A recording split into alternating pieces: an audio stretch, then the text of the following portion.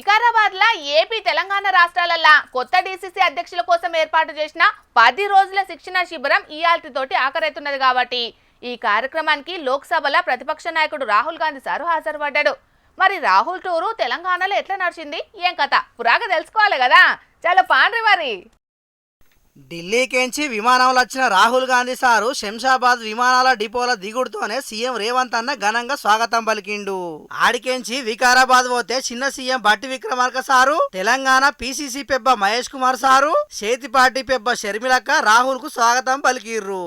వికారాబాద్ లో ఉన్న SAP arts and science కాలేజీల కాంగ్రెస్ పార్టీ ఏపీ తెలంగాణ రాజకీయ వ్యవహారాల కమిటీతో ఏర్పాటు చేసిన సమావేశంలో రాహుల్ సారు పాల్గొన్నాడు. చేతిపాటిని 2 తెలుగు రాష్ట్రాలల్లో ఎట్లా బలోపేతం చేయాలనే దాని మీద మాట్లాడినట.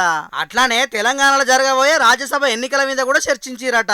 ఇక జిల్లాల అధ్యక్షులతో మాట్లాడిన రాహుల్ గాంధీ సారు, డీసీసీలు పవర్ఫుల్, మీరే జిల్లాకు సుప్రీం, డీసీసీలంతా నా టీము, రానున్న రోజులన్నీ మనయే, ప్రతి ఒక్కరు ఏం ఆశించకుండా కష్టపడి పనిచేయాలి, ప్రజలతోని మమేకమై పనిచేస్తే పవర్ మీ దగ్గరికి వస్తుందని చెప్పిండట. ఇక ఎట్లయినా అధికారంలో రావాలనేది బీజేపీ ఆలోచన, కానీ ప్రజలను మెప్పించి అధికారం రావాలనేది కాంగ్రెస్ ఆలోచన అని చెప్పిన రాహుల్ గాంధీ సారు, మోడీ ట్రంప్ కు భయపడుతున్నాడు, ట్రంప్ కు వ్యతిరేకంగా మోడీ పనిచేయలేడు, మోడీ తప్పులను ప్రజల్లోకి తీసుకుపోవాలని పిలిపించిందట. ఇక ఆఖరుకు 2 రాష్ట్రాల డీసీసీ అధ్యక్షులు వాళ్ళ కుటుంబ సభ్యులతో కలిసి పోర్టువల్ దిగిండు రాహుల్ సారు. ఇక రాహుల్ గాంధీతోని ఏం మాట్లాడినవే అని విహెచ్ అడిగితే ఏం చెప్పిండో ఇన్నుండ్రో పారి. అయ్యా, నువ్వు భారత్ జోడో యాత్రలో ఒక కొత్త ఆలోచన మీకు వచ్చింది. అది ఎన్నో రోజుల నుంచి బీసీలకు అన్యాయం జరుగుతుంది, నేను వస్తే కాస్ట్ వైజ్ సెన్సస్ చేస్తా, జితిన హిస్సేదారి యుక్తి భాగీదారి అన్న తర్వాత ఈ రాష్ట్రంలో ఇంప్లిమెంట్ జరిగింది. సర్పంచులలో మెజార్టీ గెలిచారు, అదేవిధంగా చైర్మన్ వైస్ చైర్మన్లు కూడా గెలిచారు. దీంతో పాటు మా రేవంత్ రెడ్డి గారు రాజీవ్ గాంధీ ఆలోచనను ఇంప్లిమెంట్ చేశాడు. 50% లేడీస్ కు కూడా ఆయన రిజర్వేషన్ ఇచ్చిండు.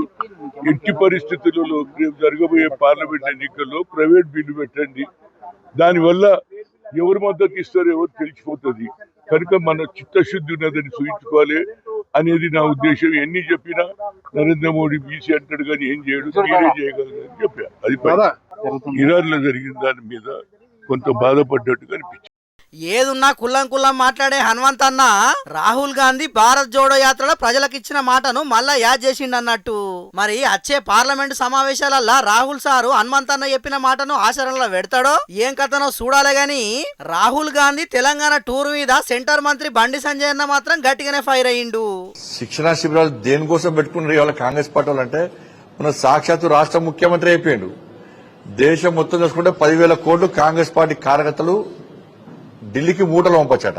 తెలంగాణ రాష్ట్రంలో 1000 కోట్ల రూపాయలు కార్యకర్తలు వసూలు చేసి ఢిల్లీకి పంపచ్చట.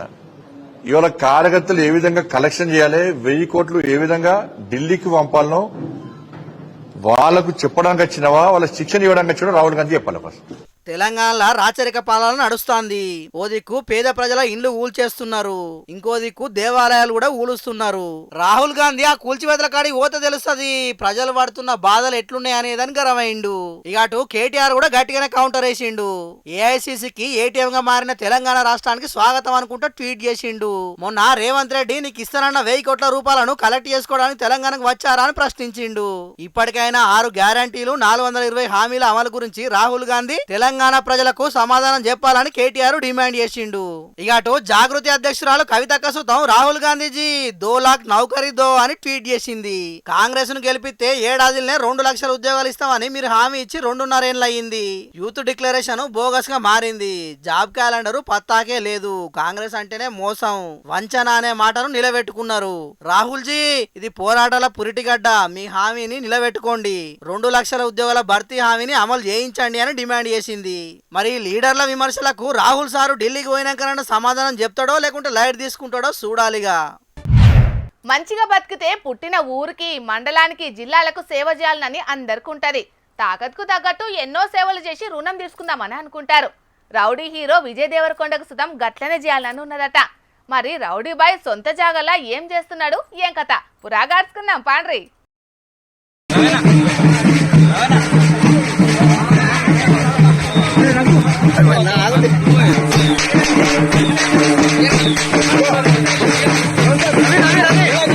సంతూరోలను ఎవ్వరిని విలువకుంటా ఎన్నో రాజస్థాన్ రాష్ట్రంలో హోటల్ గోడల నడవ లగ్గం చేసుకున్నామని నారాజుగా ఫీల్ అయినట్టున్నాడు రౌడీ బాయ్ విజయ్ అన్న. ఆడ లగ్గం కార్యం కాగానే ఎంబటే నాగర్ కర్నూలు జిల్లాలో ఉన్న సొంతూరు తుమ్మన్పేట్ల ఆలిపోయిండు. హీరోయిన్ రష్మికక్క విజయ్ అన్న లగ్గమైనాక తొలసూరు అడుగు పెడుతున్నారని ఆ ఊరోళ్ళు కోలాటలతో స్టెప్పులు వేసుకుంటా డప్పు సప్పుల నడుమ జోర్దార్గా స్వాగతాలు చెప్పిర్రు. పొద్దుగాలనే సంతూరులో కట్టిన కొత్తింట్లకు గృహప్రవేశం చేసిర్రు. ఎంబటే సత్యనారాయణ స్వామి వ్రతం చేసుకున్నారు. లగ్గానికి విలువ లేదని నారాజు అయిన ఊరోళ్లకు అసలుకే నారాజు కాకుండా తీరొక్క తీర్ల వంటకాలతో తిండి పెట్టిర్రు. అటెంక మైక్ పట్టుకొని రేపు పుట్టిన గడ్డకు ఏమేం చేస్తామనేది చెప్పుకొచ్చిండి. ఇట్లా పెళ్లి చేసుకున్న తర్వాత ఇమీడియట్లీ ఊర్లో ఏదో ఒక పర్మనెంట్లీ ఏదో చేయాలనిపించింది. సో ఈ సంవత్సరం నుంచి దేవరకొండ ఫౌండేషన్ ద్వారా ఈ సంవత్సరం నుంచి అచ్చంపేట్ డివిజన్లో ఉన్న ప్రతి గవర్నమెంట్ స్కూల్లో 9th and 10th క్లాస్ పిల్లలకు స్కాలర్షిప్ స్టార్ట్ చేస్తున్నాము. ఈ ఇయర్ నుంచి 9th and 10th క్లాస్ పిల్లలు ఎవరికి ఫస్ట్ ర్యాంక్ సెకండ్ ర్యాంక్ వచ్చినా ఒక స్కాలర్షిప్ స్టార్ట్ చేస్తున్నాం. ఈ ఇయర్ నుంచి అచ్చంపేట్ డివిజన్లో 44 స్కూళ్ళల్లో స్టార్ట్ చేస్తున్నాం. అవి బాగా ఐడెంటిఫై చేశారు. అచ్చంపేట నియోజకవర్గంలో ఉన్న 44 సర్కార్ బళ్ళలో చదువుతున్న 9, 10వ తరగతుల పిల్లగాళ్లకు స్కాలర్షిప్లు ఇస్తానని హామీ ఇచ్చిండు. ఇక అట్లనే పుట్టిన ఊరుకు ఖాళీ దొరికినప్పుడల్లా తప్పకుండా చచ్చిపోతారట. ఇక తమ్ముడు ఆనంద్ దేవరకొండ లగ్గం కూడా ఈయన్నే ఊరోళ్ళ నడవ ఏపిస్తాడట. అట్లనే ఊరిని అభివృద్ధిలో ఉరికిపిస్తాడట. ఇక అన్నేమో గాని పిల్లగాళ్లకు స్కాలర్షిప్లు ఇస్తామనగానే ఊరోళ్ళు జోరుగా సంబరపడ్డారు. మా హీరో అనుకుంటా గల్లా ఎగరేసుకున్నారు. మరిగా అందరు హీరోలు కూడా గిట్లనే సొంత గడ్డకు ఏదో ఒకటి చేస్తే ఆకలి అని గోసపడే పేదలు లేకుండా అవుతారని అనుకోబట్టిర్రు రౌడీ బాయ్ మంచితనం చూసిన జనాలు. సర్కారాందానికి ఎక్కడ తుట్టిపడ్డా మందు దగ్గర మాత్రం అసలుకే పడదల్లో. ప్రతి ఏడు పెట్టుకున్న టార్గెట్ ను మించిన ఆమ్దాని వస్తుంది కానీ గింతంత సుతం తగ్గేదే ఉండదు. కానీ గీ ఊరోళ్ళు మాత్రం ఆ ప్రయత్నాలకు గండి కొట్టే పని ముంగటేసుకున్నారట. మరి వాళ్ళు ఏం చేసిండ్రు, ఏం కథ పురాగాడ్చుకుందాం పాండ్రి. పానాలు దక్కించే మందు గోళీలు దొరికే దుకాన్లు 4 ఊళ్ళకు ఒక్కటి సుతం ఉండే గాని అదే పానాలను ఆగం పట్టించే మందు దుకాన్లు మాత్రం ఎక్కడ పడితే అక్కడ అడ్డగోలుగుంటున్నాయి. ఇక బెల్ట్ షాపులకైతే లెక్కే లేదు. ఏ ఊరికి పోయినా వాడవాడకో బెల్ట్ దుకాణం గానస్తనే ఉన్నది. మంచినీళ్ల కంటే అల్కగా మందు దొరుకుతాంది ఇప్పుడు. కానీ పెద్దపల్లి జిల్లా కాల్వ శ్రీరాంపురం మండలం మొట్లపల్లి ఊరి సర్పంచ్ తులా మనోహర్ రావు అన్న మాత్రం ఊళ్ళే బెల్ట్ దుకాన్లు లేకుండా చేసే ఉపాయం చేసిండు. ఆ ఊళ్ళే ఎవ్వరు కూడా మందు అమ్మకుంటా గ్రామ పంచాయతీ కట్టడి చేసిందట. మార్చి 1వ తారీఖు నుంచి మందు ఎవ్వలు అమ్మొద్దు, ఒకవేళ ఎవలన్నా మందు అమ్మినట్టయితే జుర్మానేస్తాం, దొరకబట్టిచ్చినోళ్లకు బహుమానాలు కూడా ఇస్తామని గ్రామ పంచాయతీలో తీర్మానం చేసిండ్రట. మరి అట్లా ఎందుకు నిర్ణయం చేసిండో ఆ సర్పంచ్ అన్ననే చెప్తున్నాడు ఇనుండ్రి. గత కొంతకాలంగా మద్యం సేవించడం వల్ల ప్రజలు, కొంతమంది యువత అనారోగ్యానికి గురికావడమే కాకుండా మరికొందరు మృత్యువాత పడ్డ సందర్భాలున్నాయి. అంతేకాకుండా అనేక మంది ఆర్థికంగా నష్టపోతున్నారు. ఈ సందర్భంగా గ్రామ మహిళలు, ప్రజలు, పలువురు యువకులు నాకు తెలియజేసి ఈ మన గ్రామంలో మద్యం అందుబాటులో ఉండడం వల్ల అతిగా సేవించడం జరుగుతుందని అనేక మంది తెలియజేయడం జరిగింది. ఎన్నికల సమయంలో కూడా ఈ గ్రామంలో ప్రధాన సమస్య బెల్ట్ షాపులని, వాటిని మూసివేసే ప్రయత్నం చేయాలని మహిళలు కోరడం జరిగింది. వారి కోరిక మేరకు మా పాలకవర్గ సహకారం, గ్రామ యువత సహకారం మార్చి 1వ తేదీ నుంచి ఈ గ్రామంలో బెల్ట్ షాపుల నియంత్రణ అంటే మద్యం విక్రయ నిషేధం అమలు చేయడం జరుగుతున్నది. ప్రజల ఆరోగ్యమే ప్రధాన అంశం. నాకు చాలా గొప్ప నిర్ణయమే చేసిండ్రన్న. ఎంతో మంది జీవితాలు, ఎన్నో కుటుంబాలు ఈ మాయదారు మందు జయ్యంగా ఆగమైతున్నాయి. కాబట్టి గ్రామ ప్రజల ఆరోగ్యాన్ని, ఆర్థిక పరిస్థితిని దృష్టిలో పెట్టుకొని చేసిన మద్యపాన నిషేధం ముచ్చట్ల ఆ ఊరోళ్ళు ఏమనుకుంటుండ్రో కూడా ఇనుండ్రి. చిన్న ఏజ్ లోనే చాలా మంది బానిసలు అవుతున్నారు మందుకి. ఇలా కాకుండా చాలా మంది ఇబ్బందులు పడుతున్నారు కాబట్టి వాళ్ళ భార్య పిల్లల్ని ఇబ్బందులు పెడుతుండి వాళ్ళ పరిస్థితులు బాగుండాలనే ఈ ప్రయత్నం చేయడం జరిగింది సర్పంచ్ గారు. కృతజ్ఞతలు సార్. మొత్తానికైతే మొట్లపల్లూరిని మద్యపాన రహిత గ్రామంగా తయారు చేసేందుకు ఎత్తున్న ప్రయత్నాలను మా జోర్దార్ తరపున కూడా తారీఫ్ చేస్తున్నాం. మరిగా ఈ ఊరిని ఆదర్శంగా తీసుకొని కడుమూళ్ళ సర్పంచులు గిట్లనే మద్యపాన నిషేధం పెట్టే ఉపాయాలు చెయ్యాలి గాని బెల్ట్ షాపులను అర్రాజు వాడి దాంతోని కూడా గ్రామ పంచాయతీకి అంతో ఇంతో ఆమ్దానొచ్చే పనులు మాత్రం ఎవ్వరు చెయ్యకుండ్రి. ఏమంటున్నాం, సరేనా? కొందరుంటారు చిన్నపాటి కష్టానికే నారాజు అవుతుంటారు. అయ్యో మాతోటి అయితలేదని బల్మీటికి జీవి తీసుకుందామని చూస్తారు. చిన్న చిన్న గోసలున్నాయి అని జీవి తీసుకున్నోళ్ళు కూడా ఉన్నారు. అట్లా జీవితంలో అనుకోకుండా ఎదురుపడ్డ కష్టానికి గుండె ధైర్యంతో గుబులు పుట్టించి తోపనిపించుకుంటున్నాడు గీడొక తమ్ముడు. ఆయనకొచ్చిన కష్టమేంది, ఏం కథ పురాగార్చుకుందాం పాండ్రి. వారెవ్వా, ముత్యాల లెక్కనే ఉన్నది కదా తమ్ముని చేతిరాత. అచ్చు యంత్రంతోని అచ్చు పోసినట్టే ఉన్నాయి అక్షరాలు. పార్వతీపురం మన్యం జిల్లా కొదువల వీరఘట్టం అనే ఊర్లుండే గీ కొండగొర్రి కార్తీక్ 8 ఏండ్ల వయసులున్నప్పుడు కరెంట్ షాక్ కొట్టిందట. 2 చేతులు మోచేతుల కాడికి పోయినాయి. ఇక అమ్మనాయనలు కార్తీక్ బతికెళ్ల దీసుడెట్లా అని మస్తు రందిపడ్డారు. కాని వైకల్యాన్ని లెక్క చెయ్యకుండా కష్టపడ్డాడు. 5 ఏళ్లు లేకున్నా ఉన్న మొండి చేతులతోనే అన్ని పనులు షాల్ చేసిండు. ఎవ్వల సాయం లేకుండా వాటితోనే పనులు చేసుకుంటున్నాడు. గాయం శరీరానికే గాని తెలివికి కాదని చూపెడుతున్నాడు. చేతేళ్లతోనే అందంగా రాసే రాతను ఏళ్లు లేకుంటేనే చేతులతోనే ఎంతో అందంగా రాసి తోటి విద్యార్థులకు స్ఫూర్తిగా నిలబడుతున్నాడు. అన్ని సక్కగుండి మంచి రాత రాయలేనోళ్లు సిగ్గుతోని తలకాయ దించుకునేటట్టు చేతి రాత రాసి చూపెడుతున్నాడు కార్తీక్. ఇప్పటికైతే ఇంటర్ పరీక్షలు రాస్తున్నాడు. కాని ముంగట పెద్ద చదువులు చదివి దునియాల పేరెళ్ళుతాడట. అందమైన చేతి రాతకు పోటీలు పెడితే ఈ తమ్ముడే తోపుంటాడు కావచ్చు. మరి మన జోర్దార్ వార్తల తరపున ఆల్ ద బెస్ట్ తమ్ముడా నీకు. నువ్వు ఇట్లనే ఇంకింత పేరెళ్ళాలే, సరేనా? మరిగ పబ్లిక్ చిన్న వాటికే ఏదో అయిందని ఏదో అయితదని గుబులు పడకుండా ఈ తమ్మున సొంటలను ఆదర్శంగా తీసుకొని ధైర్యంగా పోరాటం చెయ్యుండ్రి. ఖచ్చితంగా విజయం సాధిస్తారు. అంతేగాని ముందే నారాజై ఉత్తగా ఆగం కాకుండ్రి. ఏమంటున్నాం, సరేనా? ఇంగ్లీష్ సినిమాలల్లా హీరోలు పెద్ద పెద్ద బిల్డింగ్ల మీద నుంచి కిందికి దుంకే సీన్లను చూస్తే పానం గజ్జుమంటది. ఏం కట్టుకోకుండా గట్లెట్లే దుంకుతున్నారు, కింద పడితే 16 పచ్చలవుతుందని మస్తు గుబులైతుంటది. కానీ హీరోలకు ఏం కాకుండా డూపులను పెట్టి వాళ్ళకు తాళ్ళు కట్టి స్టంట్లు చేపిస్తారు. తాళ్ళు కనబడకుండా గ్రాఫిక్లే తీసేస్తారు.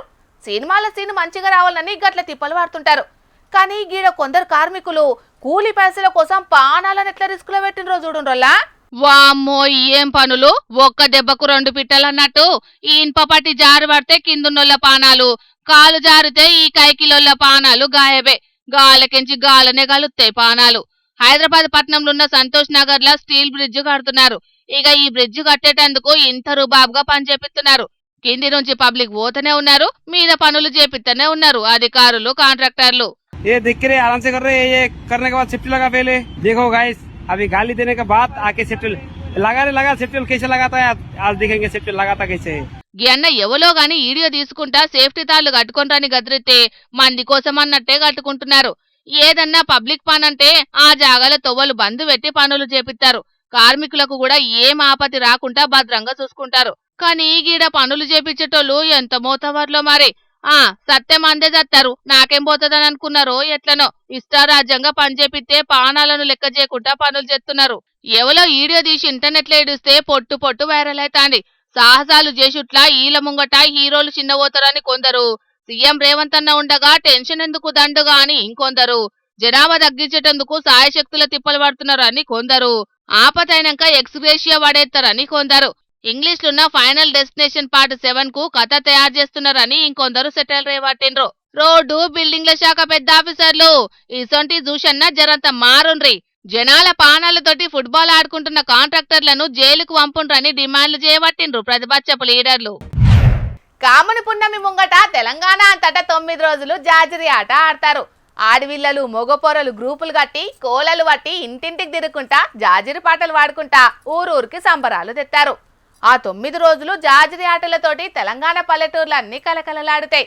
అయితే అంత మంచిగానే ఉన్నది కానీ గీ పల్క ఫోన్లు చేయంగా జాజిరి ఆటలు గుడికాడ భజనలు కనుమరుగైపోతున్నాయి వల్ల. మళ్ళా అందులో ఈ టెక్నాలజీ చేయంగా బూడ పోరగాలు మరీ అధ్వానమైతాండ్రు. కానీ కరీంనగర్ జిల్లా గంగాధర మండలం గర్చకుర్తి ఊరు పిల్లల్ని చూడుండ్రి.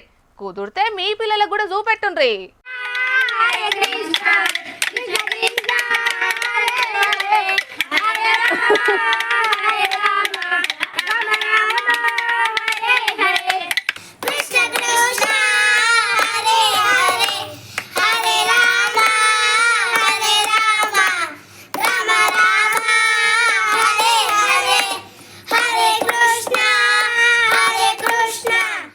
చూస్తారు కదా, హరే రామ హరే కృష్ణ అనుకుంటా జాజిరాట ఎట్లాడుతాన్రో ఘర్షకుర్తూరు సిట్టి తమ్ముళ్ళు సిట్టి చెల్లెన్లు. జాజిరి పాటలకు బదులు రామనామం కృష్ణనామం పలుకుతున్నారు నోరారా. ఇక కొన్ని ఊర్లల్లో చూడాలి, కోలలకు బదులు ఖాళీ కూల్ డ్రింక్ బాటిళ్లను సిప్ప సప్ప కొట్టుకుంటా సినిమా పాటలు వాడుకుంటా జాజిరాటను కూడా పెంట పెంట ఎత్తున్నారు. ఇంకొన్ని జాగల్లో అయితే పలక పొండ్లకెళ్లి తలకాయ బయటికి తీత్తొట్టు ఇప్పటి జనరేషన్ పోరలు. కానీ గీ బుజ్జి చెల్లెన్లను బుజ్జి తమ్ములను చూస్తా అంటే ఈ సమాజం ఎటు పోతాందో అని తనలాడేటోళ్లకు భవిష్యత్తు మీద ఆశలు కలుగుతుండొచ్చు. అట్లాడిండ్రు మరి జాజిరాట. అయితే పిల్లలు జాజిరాటల భక్తి పాటలు వాడుడెనక ఓ కారణం ఉందటనుల్లో. ఘర్షకుర్తూరిలా మొన్నీ నడుమనే రామాయణం మహాభారతం ప్రవచనాల కార్యం నడిచిందట. అట్లా భక్తి భావం పెరిగి పిల్లలల్లా ఇసొంటి మార్పు వచ్చిందట.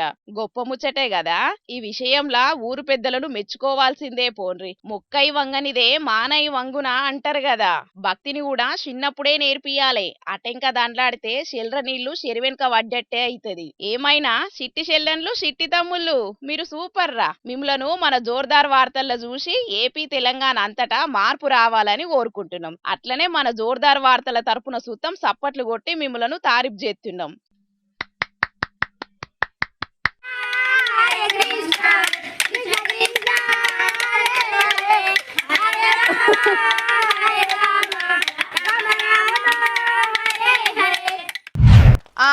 ఇక తెచ్చిన వార్తలన్నీ అయిపోయినాయి. ఇవులా ఈ ఆల్టి జోర్దార్ వార్తలు. మళ్ళొచ్చే జోర్దార్లో మళ్ళా కలుద్దాం. అప్పటిదాకా చూస్తూనే ఉండండి హెచ్ఎం టీవీ.